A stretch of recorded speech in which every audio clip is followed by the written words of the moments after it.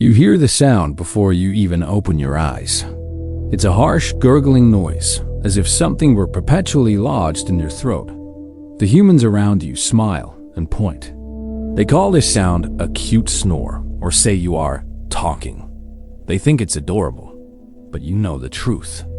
The truth that pulses in every desperate attempt to inflate your lungs. That sound is not cuteness. That sound is the audio of your slow-motion suffocation. You are not just breathing. You are fighting a civil war against your own anatomy every 2 seconds. You were born into a prison of flesh designed to please human eyes, completely ignoring your basic biological need for oxygen. Welcome to your life. You are a miracle of genetic engineering, but to you, the miracle looks much more like a curse. Your entry into the world is not natural.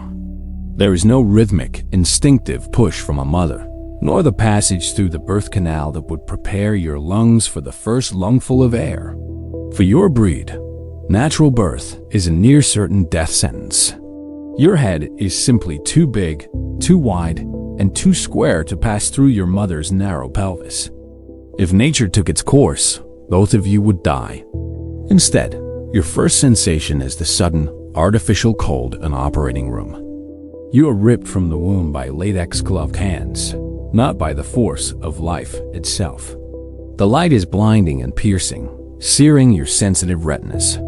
You are stunned, soaked in fluids, and feeling the residual effects of the anesthesia that was injected into your mother's bloodstream. You try to breathe. This is the crucial moment. For a wolf or a wild dog, the air rushes in, tearing through, filling the chest with ease. For you, it's a shock. Your nostrils are not wide openings. They are tiny, almost closed slits, as if someone had clamped your nose shut with an invisible clip. You pull the air in and it whistles, struggling to pass through the narrow aperture. It is the first exertion of a lifetime of exertion. Your lungs burn. The amniotic fluid has to be cleared mechanically because you cannot expel it with the efficiency of a long muzzle. A rough towel scrubs your body, stimulating circulation, but you feel the dead weight of your own disproportionate head. It is heavy, pulling your fragile neck down. You search for your mother's warmth, but she is unconscious. A hasty stitched incision across her abdomen. You and your littermates, maybe 3 or 4, are placed in a heated box. Instinct screams for milk, for protection, but all you have is the sterile smell of disinfectant and the collective sound of your siblings' desperate respiratory struggle. Here, in the first minutes of life, you discover the cruel reality of your existence. The simple act of existing requires a Herculean effort. You try to cry, to whimper for attention, but the sound is muffled by the excess tissue in your throat. Your soft palate, the soft tissue on the roof of your mouth, is too long for your shortened skull. It hangs at the entrance of your windpipe, vibrating, blocking, suffocating you. You fall asleep not from peace, but from sheer exhaustion, from trying to keep oxygen flowing to a brain that demands far more than your stenotic nostrils can supply. Months pass and you grow, acquiring the robust, compact look that humans value so highly. You are a puppy, and a puppy's mind is programmed for exploration, for frantic play, and for testing limits. But your body is a perpetual handbrake. You see another dog in the park. He has a long muzzle, agile legs. He chases a ball, back and forth, 10, 20 times. You want to do the same. The predatory instinct, inherited from distant wolf ancestors, ignites in your brain. You shoot forward. Your short, muscular legs propel your dense body. For 10 seconds, you feel glorious. You feel like a real dog. Then, the biological wall hits you. It's not just fatigue, it's collapse. While the long-snouted dog efficiently pants, exchanging heat and oxygenating its blood, you spiral into crisis. Your tongue swells, becoming huge in your mouth, further blocking your airway. White foam starts collecting at the corners of your lips, thick saliva you can't swallow, because you're too busy trying not to pass out. Your eyes, large and bulging, look like they will pop out of their sockets from the increasing blood pressure. The heat from the exercise is trapped inside you. Normal dogs cool the air through long nasal passages. You don't have those passages. Hot air goes in, hot air comes out, and your body temperature skyrockets to 39, 40 degrees Celsius in a matter of minutes. You stop, collapsing abruptly onto the grass, your chest heaving violently, your ribs expanding to their maximum, but the sensation of drowning persists. The other dog nudges you, wanting to play more. You just want to survive the next 5 minutes. And then there are the folds. Oh, the famous folds on your face. Humans find it adorable to wipe your wrinkles clean, but for you, they are valleys of constant infection. Moisture accumulates there, tears, sweat, dirt. If they aren't obsessively dried, the skin macerates. Bacteria and yeast proliferate. The itching is maddening, a constant burning right above your nose, in a spot you can't scratch with your short, stiff paws. You also learn about your spine. Your tail isn't really a tail. It's a vertebral deformity, a knot of fused bones. Sometimes you feel a strange tingling in your hind legs, a silent warning that the hemivertebrae badly formed, wedge-shaped spine bones are pressing on your spinal cord. One wrong move, a jump off the couch that is slightly too high, and that pressure could turn into paralysis. You learn to be cautious, not out of wisdom, but because your body punishes enthusiasm with pain and breathlessness. Your puppyhood isn't an adventure. It's a brutal lesson in insurmountable physical limitations. You have reached maturity. You weigh about 12 kilograms of compact muscle mass, a little log, as they call it. Your daily routine is dictated entirely by temperature and respiratory capacity. Sleep, which should be restorative, is a battle. When you relax your muscles to sleep, the excessive tissue in your throat completely collapses onto your windpipe.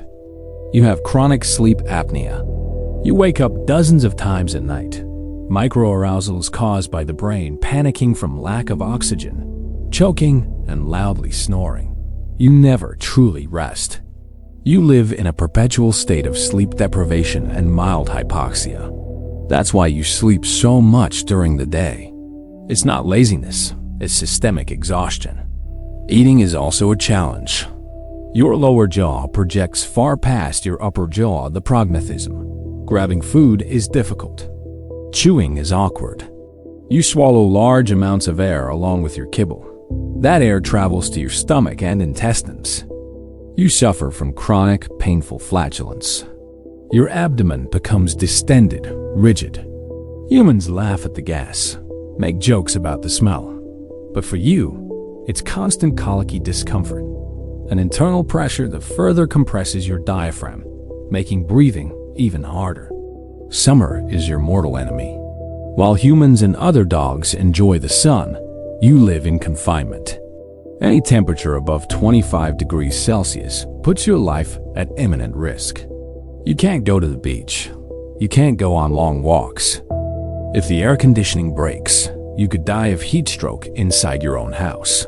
Your biological cooling system is broken. You watch the world through glass windows, trapped in climate-controlled environments, because the world outside is literally too hot for your physiology to handle. Your large, exposed eyes lack the protection of a long muzzle. They bump into furniture, scrape against bush.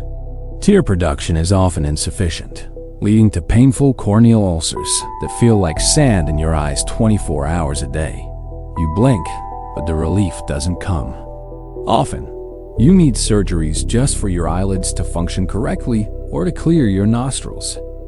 And then the reverse sneeze episode happens. It is terrifying. Suddenly, your throat clamps shut in a violent spasm. You try to inhale, but the air is sucked in with a horrible sound, like a choking goose. Your neck stretches out. Your eyes widen in absolute panic. You are paralyzed. The world spins, and for 30 interminable seconds, you are certain you will never breathe again. Humans, if they are experienced, cover your nostrils to force you to swallow and open the glottis. If not, they just watch, frightened. When it passes, You are trembling and weak, reminded once more how tenuous is the thread holding your life. The biological impulse to reproduce burns in you as it does in any other animal. Hormones flood your bloodstream, commanding you to pass on your genes. But at this stage, the biological humiliation of your species reaches its peak. You are an animal that has fundamentally lost the capacity to reproduce without technological intervention. If you are male, you smell the female in heat. It is intoxicating. You try to mount. But your anatomy is an insurmountable obstacle. Your chest is too wide and heavy in front. Your hips are narrow and weak behind. Your short legs do not provide the necessary leverage. You try to balance, but the front heavy weight knocks you down. Your back, with that unstable spine, aches from the effort. The female may turn around and bite, irritated by your clumsiness, or simply walk away.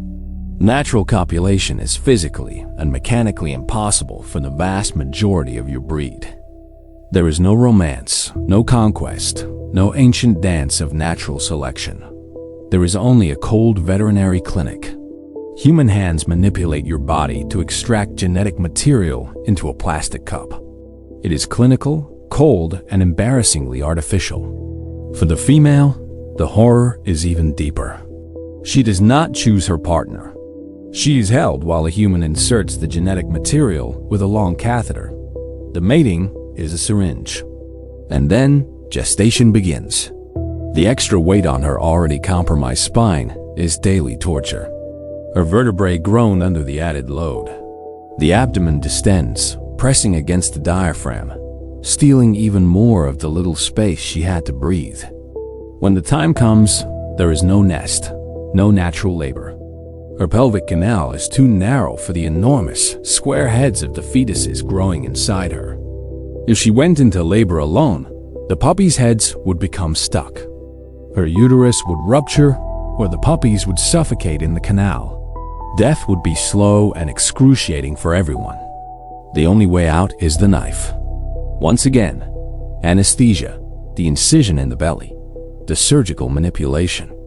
The species survives not through fitness, strength, or adaptation, but because humans find it profitable to keep cutting bellies to remove puppies that won't be able to breathe properly either. You look at your offspring and see the same struggle restarting. Closed nostrils, tongues too large. The cycle of suffering perpetuated by market value. You realize, on a dark instinctive level, that if humans disappeared tomorrow, your species would be extinct within a single generation. You are, biologically, dependent undead. The end rarely comes from quiet, natural old age. It comes when one of your body's flawed systems finally gives way under the pressure of years of malfunction. It might be the spine. One day, you try to jump off the couch, like you've done 1,000 times before. But this time, the degenerated intervertebral disc between your malformed vertebrae explodes. The pain is blind, white, absolute. You try to lift your back legs, and they don't respond. You drag yourself with your front paws, confused, panicking, looking at the back half of your body as if it were a foreign object. Incontinence arrives. Dignity departs. Paralysis is the final price for your corkscrew tail. Or it could be the heart. Years of pumping blood through lungs that never fully expanded have taken their toll. The right side of your heart is swollen, hypertrophied from the strain of pushing blood into pulmonary vessels, constricted by chronic lack of oxygen. You start to cough, a wet cough. Your belly swells with fluids that your weak heart cannot circulate. But the most likely, and the cruelest, is respiratory failure. It happens on a hot day, or perhaps during a moment of excitement when visitors arrive. You start to gasp. The swollen tissue in your throat irritates and swells even further with the effort. Less and less air gets in. Panic sets in. Your eyes become bloodshot. Your tongue turns purple cyanosis. You are drowning on dry land. You look at your humans. They are crying, rushing to the car, to the vet. But the air is becoming scarce, thin. The tunnel vision closes in. The struggle that began in your first second of life, the fight to pull air through those tiny nostrils, is coming to an end. The harsh sound of your breathing, the one they thought was so cute, turns into a high-pitched wheeze, and then silence. For the first time in 10 years, your lungs don't burn. For the first time, there is no effort.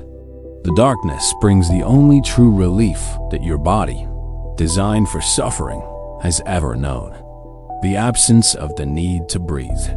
You were a living sculpture, molded by human vanity. And now, finally, biology has reclaimed what was hers.